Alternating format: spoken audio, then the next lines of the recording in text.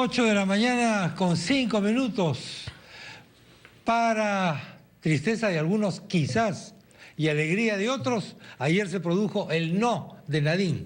La señora Nadine Heredia finalmente despejó las dudas, entre paréntesis y en letra pequeña, aparentemente, porque algunos dicen ver para creer, algunos no van a creer hasta el 28 de julio del año 2016, pero se produjo este acontecimiento político y, como digo, hay gente en unos casos decepcionada y en otros casos satisfecha. Este es uno de los temas que tenemos en esta edición de Ampliación de Noticias. El historiador y antropólogo peruano Heraclio Bonilla viene para conversar sobre el seminario El Perú de los últimos 50 años. Hoy es el Día del Maestro y hoy es el día también de los 25 años de la ordenación episcopal de Juan Luis Cipriani. Ayer lo vi más sonriente, más distendido y más feliz que nunca. Había el anuncio papal de 2 canonizaciones, pero además, la verdad, yo no lo sabía y él modestamente tampoco me lo dijo, estaba en las vísperas de su 25 aniversario de obispo. Así es. Y viene un personaje de altura para conversar con él, su gran amigo, literalmente, Ricardo Gómez Palma y Ricardo Duarte también. Señoras y señores, va a estar con nosotros. Esa fue, creo yo, a mi modesto entender. Ricardo, ¿cómo te va? ¿Qué tal? Muy bien, José María, seguimos. La mejor selección peruana de básquetbol que yo he visto en toda la historia, que concurrió a las Olimpiadas de Tokio y, en fin, hubo una serie de figuras maravillosas. Ricardo Duarte, por supuesto, que fue el score de esa Olimpiada. Esto es bueno decir. Máximo anotador, claro, de Tokio 64. A los muchachos que son de Paolo Guerrero para acá, hay que decirles que la historia no comenzó ayer en Brasil. Bueno, estamos con Ricardo Gómez. ¿Qué tal, José María? Ricardo, ¿cómo te va? Bueno, los temas están ahí sobre la mesa. Viene Federico Prieto Celli también, el famoso, el reconocido periodista. Y estamos para empezar con los congresistas Ana María Solórzano de Gana Perú y Héctor Becerril de Fuerza Popular. Ana María y Héctor, ¿cómo están ustedes? Bienvenido, buenos días. ¿Cómo está? Muy buenos días, gracias. Ana María, ¿cómo está usted? ¿Le parecía prudente, le ha parecido prudente que Nadine haga ese anuncio ayer?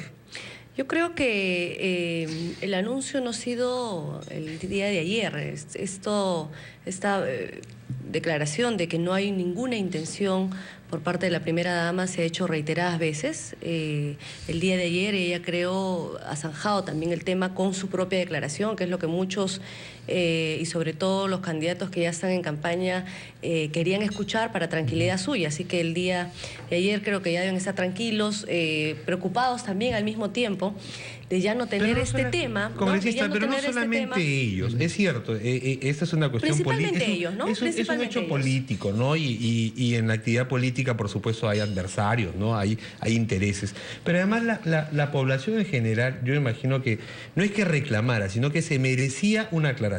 Porque el presidente de la República en algún momento llegó a decir, bueno, ese es un tema que preocupa a la oposición y yo no tengo por qué quitarle preocupaciones a la oposición, que sigan pensando y si vamos también a la población en general, digamos también que existía y existe un alto índice de aprobación por parte de la primera dama, por parte de la población. Es decir, la población obviamente está y acepta el trabajo que ella viene haciendo, identificándose sobre todo con los programas sociales, que es lo que revisábamos antes, que es efectivamente el trabajo. ¿Los programas sociales no son de la ministra de Inclusión? No, identificándose. Yo no estoy diciendo que ella sea la autora de los programas sociales, ¿no? Bueno, entonces, pero la imagen debería ser la ministra, a las palabras mías, que es lo que hace toda primera dama, y lo hacen en diferentes países, que las primeras damas son el rostro de aquellos programas sociales justamente para difundirlos, ¿no? Y eso es lo que se viene haciendo. Y en el tema, creo que también ha quedado zanjado con el informe de la Contraloría, que es también un tema que el día de hoy se está tocando, que no ha habido ninguna irregularidad, temas administrativos, temas de forma, más no de fondo, y con eso también quedaría descartado lo que se vio en la Comisión de Fiscalización respecto al tiempo que ya aparece en la televisión y el trabajo que viene haciendo IRTP, y también con el monto de los viáticos, etcétera, ¿no? Congresista Becerril. Buenos días. ¿Cómo está usted? Buenos días. En primer lugar, un saludo a todos los maestros del país que cumplen pues una sacrificada labor en bien de la educación.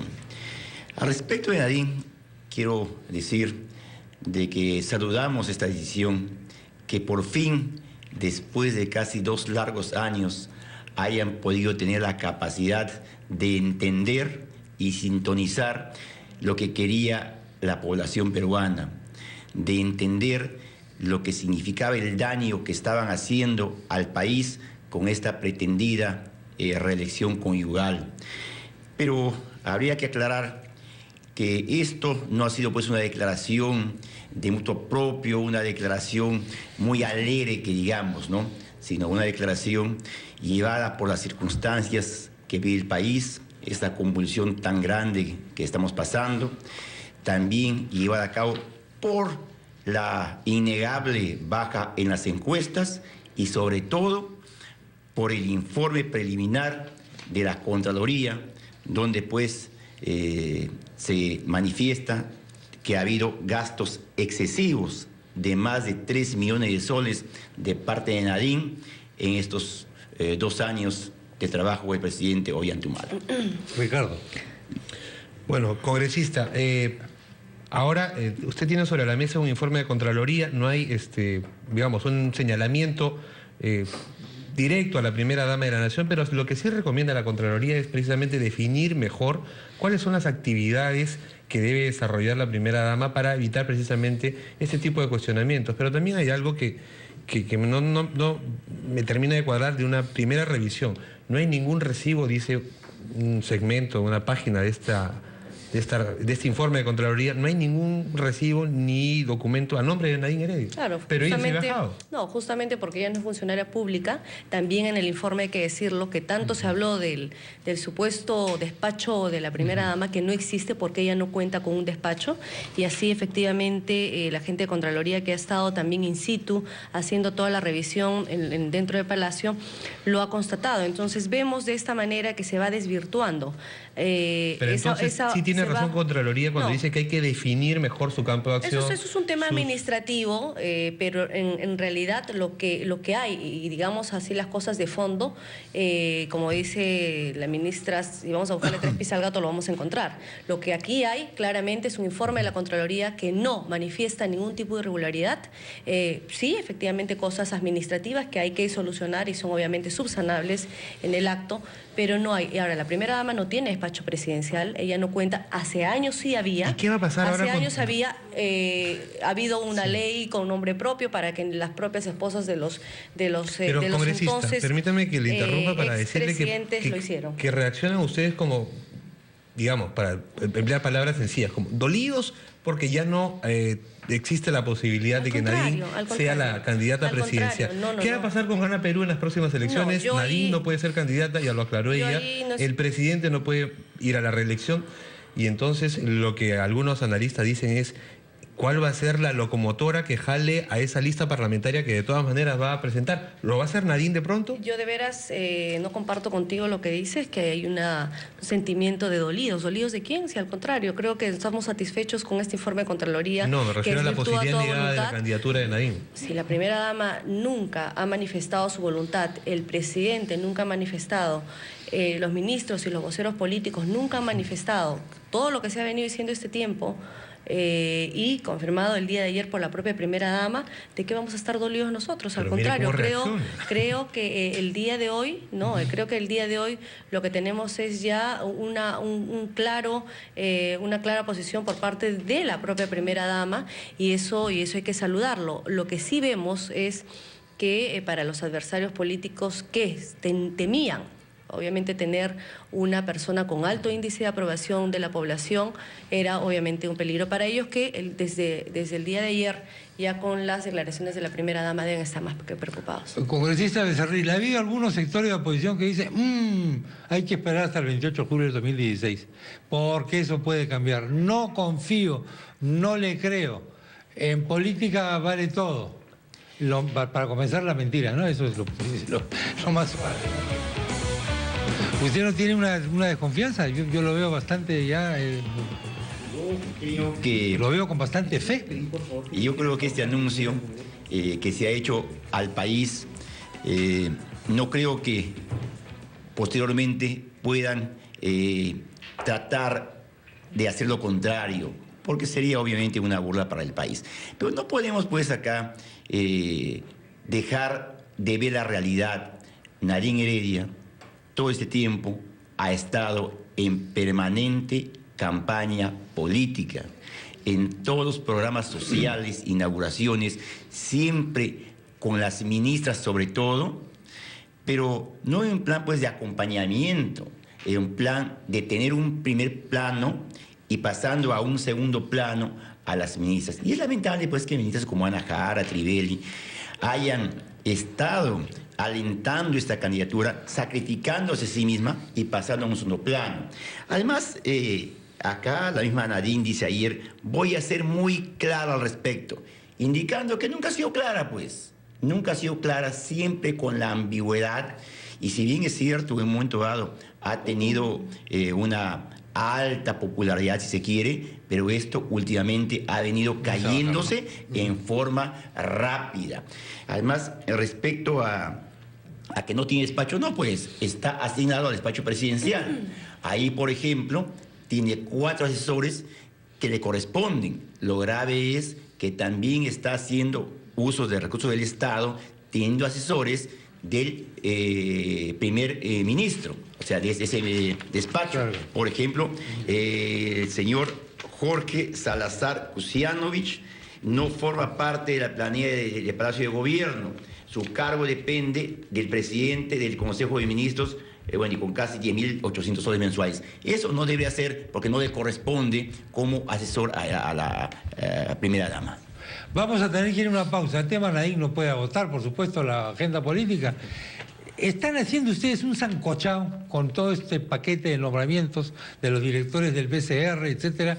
La sensación que tiene el público, la gente, es que ustedes bajan la cortina, se arreglan completamente, ponen una lista ahí más o menos con force, parchan todo, tienen listo su paquete, se abre la cortina y se miran seriamente como si fuesen discrepantes. Pero en el fondo no discrepan, en el fondo son colegas y la prueba de ello es que está todo atado y bien atado en la Defensoría del Pueblo, el Banco Central de Reserva, Tribunal Constitucional y cosas así. Esto y más después de estos breves instantes.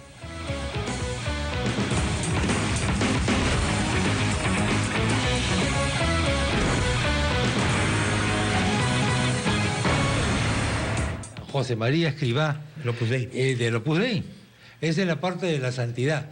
La parte de la política es el anuncio de la señora Nadine de que no postulará. Y la parte de las conversaciones y las negociaciones es la del paquete que parece que ya está siendo alumbrado por los señores congresistas. Humo blanco en el Congreso. El humo blanco, claro que sí. Congresista Ana María Solórzano. Demasiado arreglo, ¿no? ¿No le parece? Yo creo que se estaba esperando esto desde hace muchos años, incluso en la gestión aprista no se pudo concretar y entendemos esa voluntad o incluso crítica, pero creo que el consenso que tanto se pidió parece ser que el día de hoy también lo critican. Tenemos que ser nosotros equilibrados, sobre todo en nuestras opiniones como Congreso de la República. Se ha logrado a las finales este consenso, si hubo o si hubiera una voluntad de vetar a todos por vetar sin rescatar obviamente las particularidades y no exponer a los propios candidatos a un maltrato como anteriormente se hizo. Creo que no se ha trabajado bajo ningún secretismo, pero sí cuidando, como te vuelvo a decir, no maltratar, ¿no?, a los candidatos para los diferentes, para el TCE, para el Defensor del Pueblo, etcétera. Esto va a ser todavía expuesto en el Pleno y esperemos que el resto de parlamentarios, a través de sus voceros que han sido representados, también puedan dar obviamente esta aprobación, porque creo que el Congreso debe, hace muchos años, esta gran responsabilidad. El mismo tribunal fue uno de los cuales incluso uno renunció, y el mismo tribunal el que ha pedido reiteradas veces que ya el Congreso de la República cumpla con esa responsabilidad, que la vemos muy avanzada y esperemos que el día 17 ya votemos todos. Congresista Becerril. Bueno, como representante de mi bancada en este grupo de trabajo, quiero decir de que sí, pues ahora se critica también el que se haya podido finalmente llegar a un consenso, pero en realidad es sumamente difícil las 7 bancadas ponernos de acuerdo en este tema tan complicado. Acá lo principal que ha primado es tratar de buscar los mejores elementos que presenta cada partido, entendiendo de que no podía haber vetos porque eso ocurrió anteriormente y nunca nos pusimos de acuerdo. Congresista Becerril acaba de decir algo que justamente está en cuestión. ¿Tienen que ser representantes o candidatos de partidos? ¿No tendrían que ser más bien los mejores para cada puesto? Eso es lo que se ha dicho a propósito del Tribunal Constitucional, del mismo Banco Central de Reserva, y que más bien se está planteando ahora la posibilidad de que sea otra instancia. Miren cuánto le costó al Congreso de la República, al anterior, designar a un defensor del pueblo, una figura fundamental en el desarrollo del sistema tal cual lo hemos conocido desde su inicio, ¿no? Y al mismo Tribunal Constitucional, una instancia superior de vigilancia precisamente de todos los actos jurídicos y de la misma Constitución de nuestro país. ¿De pronto podría ser otra la instancia en la que se decían esos nombramientos? Sí, yo no estoy manifestando en ningún momento, y no fue así, que cada partido ha puesto o querido poner a sus militantes o gente muy allegada. Eso no es cierto.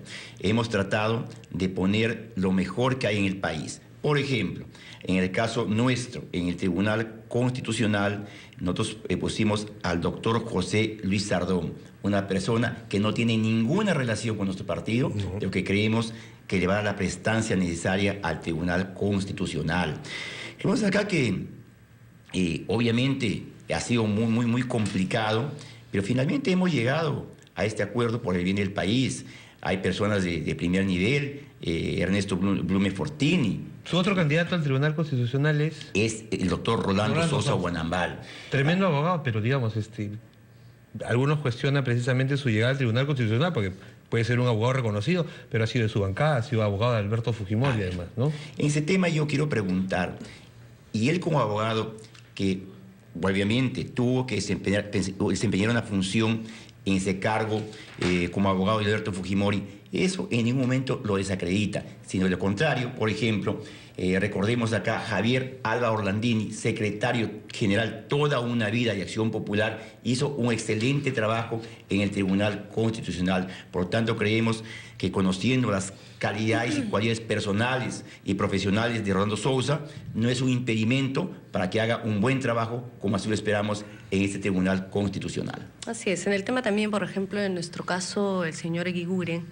que está ahora en la embajada en España representando al Perú, él no tiene ningún carnet del Partido Nacionalista, ¿no? Entonces, lo que se ha conversado y lo que se ha visto de otros candidatos es justamente que tratar de ser personas idóneas, pero tampoco buscar el extremo, porque de esa manera nunca se hubiera logrado el consenso que tanto pidió la población, que tanto pedía el TC, que tanto pedía los diferentes organismos independientes para que el Congreso cumpla con esa gran responsabilidad. El día de hoy, esta pequeña comisión identificada con los voceros de cada bancada ya lo ha hecho. Nosotros vamos a respetar, no creemos justo que hay que maltratar también a los candidatos que el día de hoy ya están presentados y el Pleno determinará. Debemos de ser conscientes, por el lado de la bancada Gana Perú, y lo digo como vocera alterna de mi bancada va a apoyar en todos sus extremos a esta propuesta y este trabajo que ha hecho presidida por el presidente del Congreso. Mauricio Mulder ha dicho que hubo repartija. Bueno, en ese tema, sí, pues Mauricio Mulder y Javier Velázquez, ellos no les ha gustado mucho esta elección, puesto que en el actual Tribunal Constitucional tiene a 4 miembros allegados a su partido, por lo tanto no les convenía que se nombre un nuevo Tribunal Constitucional. Acá hay que ser claros, el esfuerzo está hecho, el Perú así lo pedía y ya finalmente están a corta de ser nombrados. Estuvo en una conducta como el perro del hortelano, ¿no? Ellos no nombraron, como no comes y no dejas comer tampoco. No se nombró, entonces este Congreso, ¿por qué lo va a nombrar? Yo creo que hay que pensar más allá de ello, no ser mezquinos y que el Congreso como institución cumpla con algo tan esperado. Señores, Ana María Solórzano y Héctor Becerril, muchas gracias. Muchas gracias por haber estado en el programa. Muy buenos días. Nos vamos a ir unos mensajes. Volvemos con esta edición de Ampliación de Noticias.